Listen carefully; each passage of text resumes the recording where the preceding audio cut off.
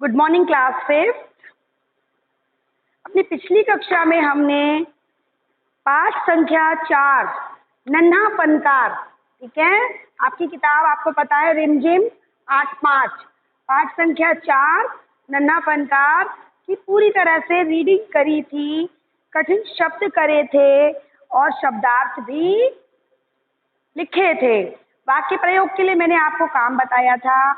बेटा बहुत कोशिश करने के बाद भी बच्चों के रिव्यूज मुझे अच्छे नहीं आ रहे हैं, बच्चे काम नहीं कर रहे हैं, और अगर आप एक बार पिछड़ जाएंगे तो फिर ये काम आपको दोबारा मिलेगा नहीं, एग्जाम में आपको परेशानी आएगी। एग्जाम देना है और इसी काम के आधार पर देना है, तो आपके लिए यही अच्छा है आप हमारे साथ निरंतर नियमित रूप से काम करते हुए चलेंगे तो ही इस वर्तमान परिस्थिति में अपनी पढ़ाई को जारी रख पाएंगे। बहुत जरूरी है ये बात आपके लिए, आप इस बात को समझें कि हमारे साथ नियमित रूप से काम को करते हुए चलें, क्योंकि कॉपी जो सबमिशन की डेट्स हैं वो भी लिमिटेड होंगी, आपको बहुत कम समय दिया जाएगा क्योंकि हमारे पास समय कम है, बहुत कम समय है। इस तरह से काम करना मैं समझती हूँ थोड़ा कठिन है, लेकिन हमारे साथ अगर चलेंगे, कोशिश करेंगे तो इस परेशानी से भी हम निकल जाएंगे। तो कोशिश करिए, काम को डिले मत करें, अगले दिन के लिए ना बढ़ाएं, साथ के साथ काम करते चलें, ठीक है। प्रश्न संख्या हम आएंगे 39। ये देखिए पेज नंबर 39, पेज नंबर 39 पर केशव की घंटियां टाइटल के अंतर्गत 2 प्रश्न दिए हैं। पहला है, माशा अल्लाह ये घंटियां कितनी सुंदर हैं, तुमने खुद बनाई हैं? बादशाह अकबर ने यह बात किस लिए कही होगी? मतलब उन्होंने ये बात जो बोली, इस बात को बोलने का कारण पूछा गया है, क्यों बोली ये बात, किस कारण से कही होगी, उनके मन में क्या आया होगा। और साथ ही साथ देखिए कुछ हमें उन्होंने विकल्प भी दिए हैं, आप इन विकल्पों में से चुनेंगे कि ये बात उन्होंने क्यों कही। माशा अल्लाह ये घंटियां कितनी सुंदर हैं, तुमने खुद बनाई हैं। पहला विकल्प है केशव के काम की तारीफ में, क्या उन्होंने उसकी तारीफ करी। दूसरा विकल्प है यह जानने के लिए कि घंटियां कितनी सुंदर हैं, ये मतलब जानना चाहा इसलिए ये बात बोली। केशव से बातचीत शुरू करने के लिए, या घंटियां किसने बनाई यह जानने के लिए। इसके अलावा एक और विकल्प दिया है क्योंकि उन्हें यकीन नहीं था कि 10 साल का बच्चा केशव इतनी सुंदर घंटियां बना सकता है। और इसके अलावा एक विकल्प और दिया है, कोई और कारण जो तुम्हें ठीक लगता हो। इसमें आप भी लिख सकते हैं अगर आपको ऐसा लगता है कि उन्होंने ये बात क्यों कही और आपके मन में कोई विकल्प है उसे भी आप लिख सकते हैं। तो आप अब इसका हल कैसे करेंगे, आप शुरू करते हैं। माशा अल्लाह ये घंटियां कितनी सुंदर हैं, तुमने खुद बनाई है। बादशाह अकबर ने यह बात, इस तरह से लिखेंगे, बादशाह अकबर ने यह बात इसलिए कही होगी क्योंकि इसमें जो विकल्प दिया है वो क्या, कौन सा सही है, अंगा, क्योंकि उन्हें यकीन नहीं था कि 10 साल का बच्चा केशव इतनी सुंदर घंटियां बना सकता है। तो आप क्या लिखेंगे, टाइटल डालेंगे केशव की घंटियां और उसके बाद नंबर डालेंगे 1 और उसे लिखेंगे माशा अल्लाह ये घंटियां कितनी सुंदर हैं, तुमने खुद बनाई हैं। बादशाह अकबर ने यह बात इसलिए कही होगी क्योंकि उन्हें यकीन था कि 10 साल का बच्चा केशव इतनी सुंदर घंटियां बना सकता है। क्यों, ठीक है, क्योंकि उन्हें यकीन नहीं था कि 10 साल का बच्चा केशव इतनी सुंदर घंटियां बना सकता है। इसको फिर से एक बार मैं दोहराऊंगी कि आपको लिखना क्या है, कि आप सबसे पहले टाइटल डालेंगे, शीर्षक डालेंगे केशव की घंटियां, फिर नंबर डालेंगे 1 और लिखेंगे माशा अल्लाह ये घंटियां कितनी सुंदर हैं, तुमने खुद बनाई हैं। बादशाह अकबर ने यह बात इसीलिए कही होगी क्योंकि उन्हें यकीन नहीं था कि 10 साल का बच्चा केशव इतनी सुंदर घंटियां बना सकता है। ठीक है, आगे बढ़ते हैं। दूसरा प्रश्न है वहां पर, केशव पत्थर पर घंटियां व कड़ियां तराश रहा था। केशव पत्थर पर घंटियां व कड़ियां तराश रहा था, उसके द्वारा तराशी जा रही घंटियों और कड़ियों का चित्र अपनी कॉपी में बनाओ। ये प्रश्न आपको स्वयं करना है, इतना यहाँ तक आपको स्वयं करना है।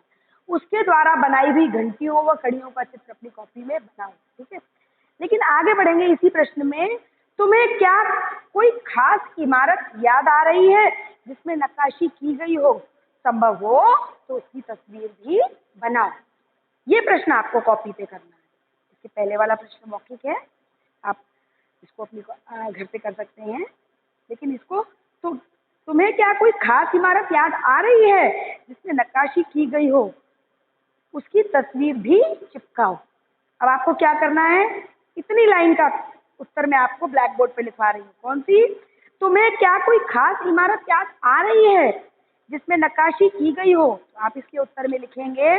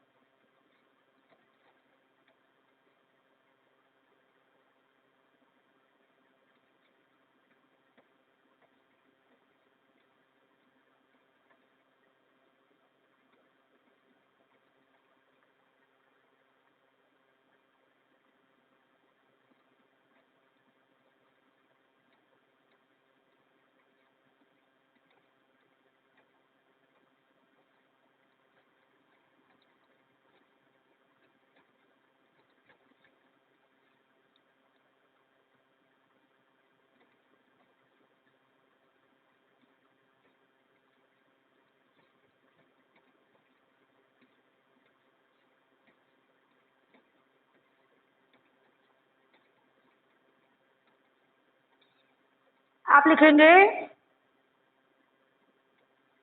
ताजमहल व अक्षरधाम मंदिर ऐसी इमारतें हैं जिनमें सुंदर नक्काशी देखने को मिलती है।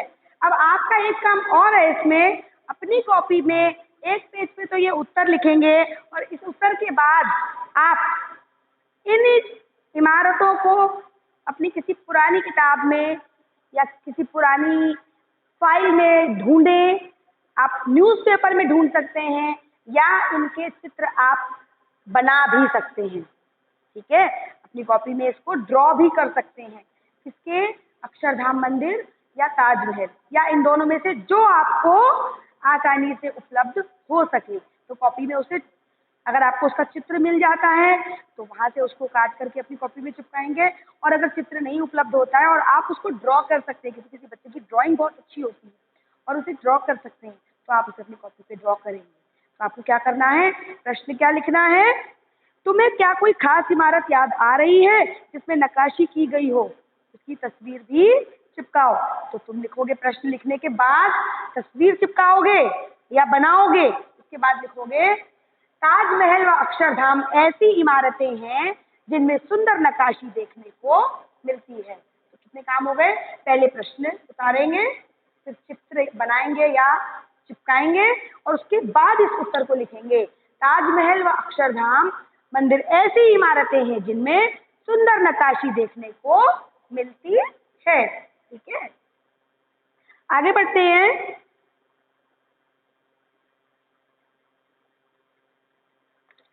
आना जाना, अगला टाइटल दिया हुआ है आना जाना, शीर्षक है प्रश्न का, शीर्षक है आना जाना।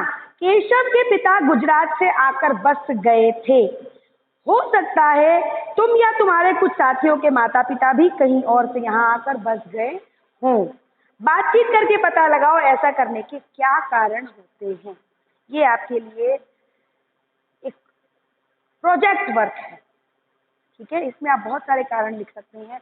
जैसे अगर कोई बच्चा, जैसे मैंने इसमें बोला कि अपने माता पिता से या साथियों से बात करो और पता लगाओ कि ऐसे क्या कारण हो सकते हैं कि कोई अपना स्थान एक छोड़ करके दूसरे स्थान पे जाकर बसता है, या वहाँ पे काम खोजने जाता है।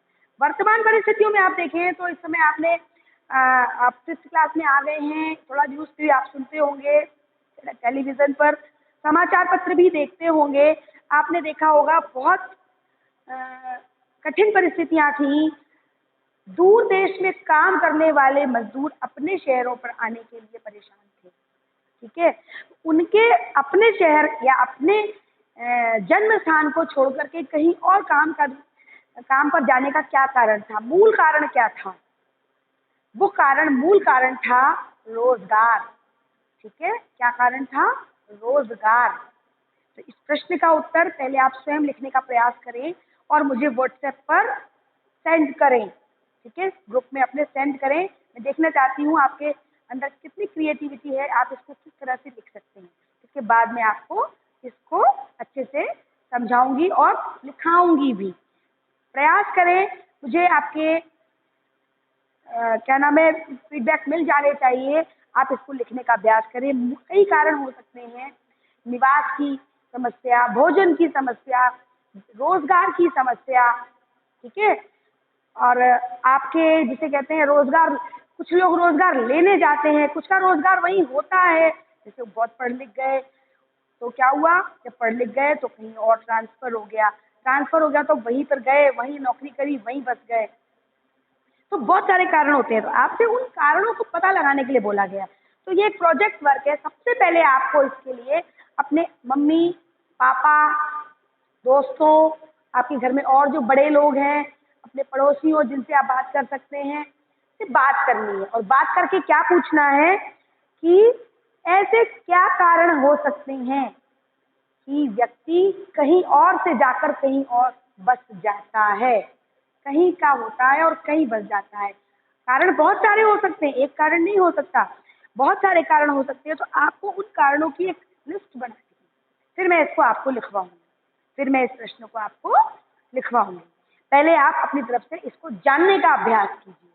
ठीक है, तो इस प्रश्न के लिए हम कल का दिन निर्धारित करते हैं, अगली कक्षा निर्धारित करते हैं। तो अगली कक्षा में जब हम कर जाएंगे तब इसको देखेंगे कि हमें इसका क्या करना है, तब हम इसको बताएंगे कि हम इसको कैसे लिखेंगे। पहले आप रिसर्च करें, अपने आस पड़ोस में बात करें, मम्मी पापा से पूछें कि ऐसे कौन कौन से कारण होते हैं कि व्यक्ति अपने जन्म स्थान को छोड़ दे और कहीं और जाकर के बसे रहे और अपना काम करे। उन कारणों की आपको चर्चा करनी है, उनका पता लगाना है। ठीक है, आप इसको अपना होमवर्क समझ के आज कंप्लीट करें। आगे बढ़ते हैं।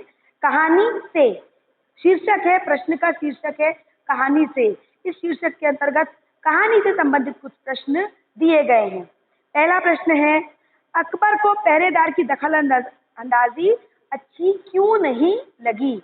अकबर को पहरेदार की दखल अंदाजी अच्छी क्यों नहीं लगी? ठीक है, इसका उत्तर लिखेंगे। मैं ब्लैक बोर्ड पे आपको लिख रही हूँ और सभी बच्चे मेरे साथ साथ लिखेंगे।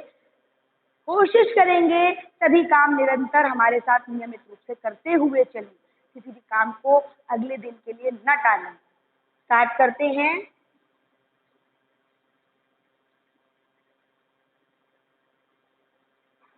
प्रश्न है हमारा, अकबर को पहरेदार की दखलंदाजी अच्छी क्यों नहीं लगी?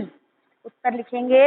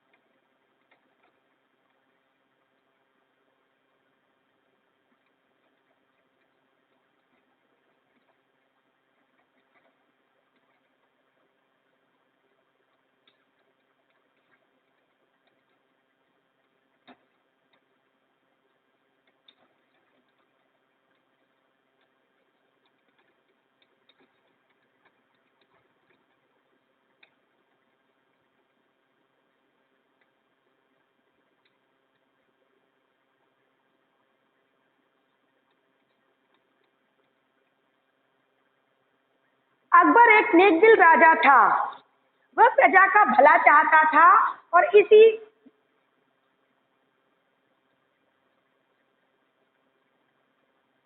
कारण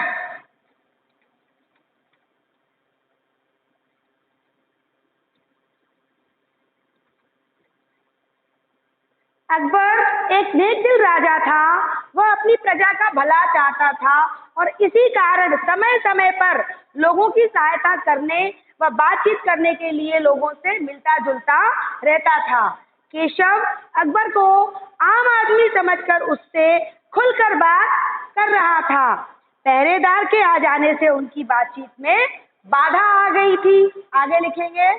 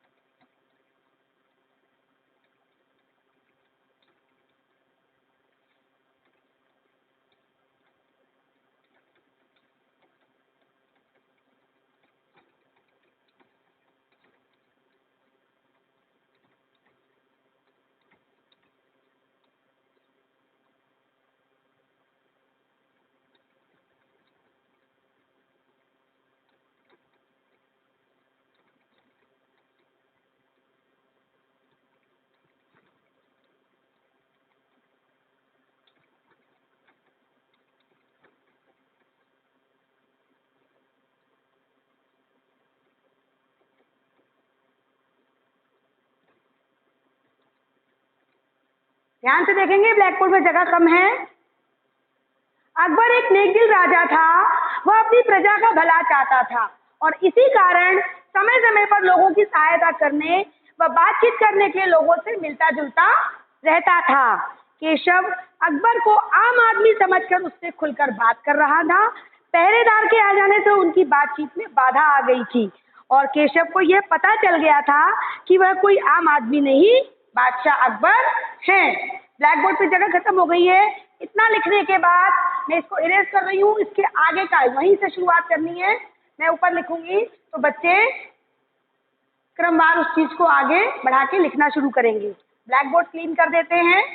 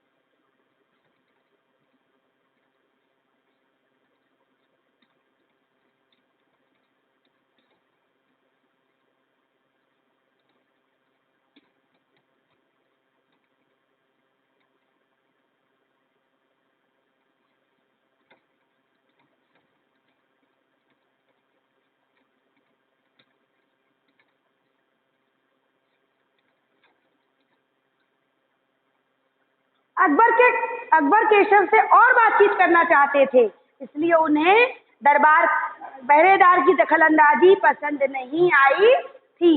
ये आपके पूरे प्रश्न का उत्तर है। दीर्घ उत्तरीय प्रश्न है, ये एक बड़ा प्रश्न है। तो दीर्घ उत्तरीय प्रश्नों की श्रेणी में ये आएगा। एक बार इसको पूरा आपके सामने दोहराती हूँ, ब्लैक बोर्ड पे आपको लिखवा दिया है, ध्यान से सुनेंगे।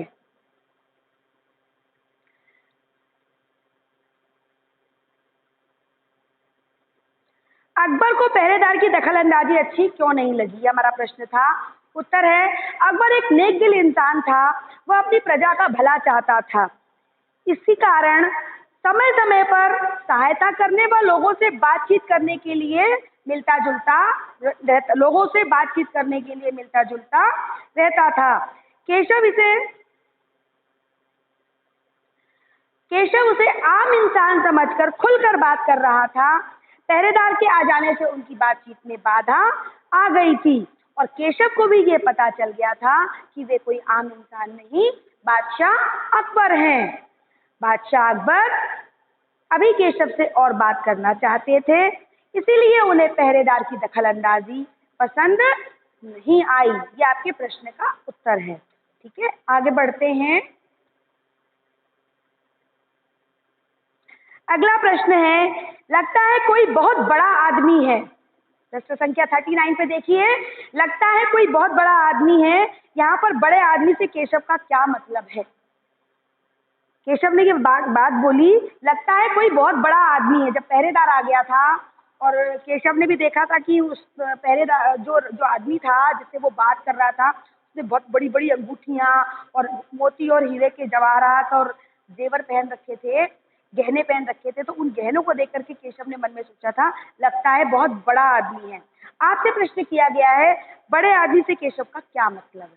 ठीक है, उत्तर लिखेंगे ब्लैक बोर्ड पर।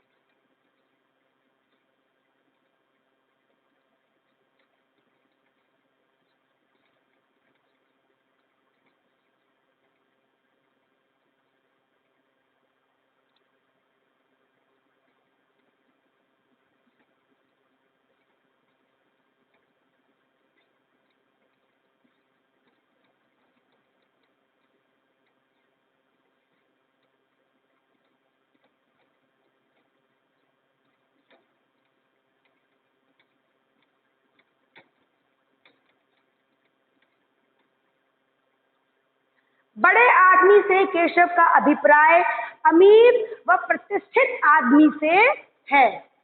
बड़े आदमी से केशव का अभिप्राय का मतलब उसका तात्पर्य, ठीक है, अमीर व प्रतिष्ठित आदमी से है। ठीक है, ये आपका उत्तर है। 2 लाइन है ये, इसे अपनी अपनी कॉपी पर नोट करें।